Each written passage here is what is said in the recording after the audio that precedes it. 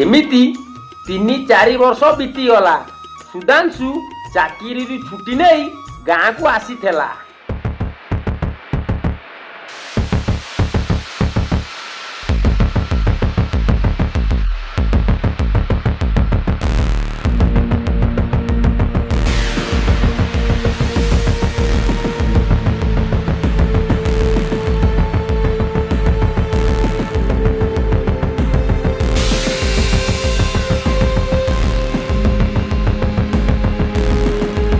भाई गोटा खंडा देल।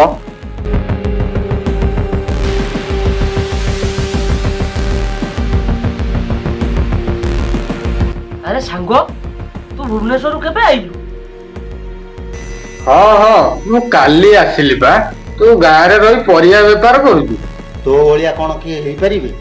आम गाँव तू सुना मुंडा आउ ये तो बुला बिकाली तो भलिया कौन हो पारिबो?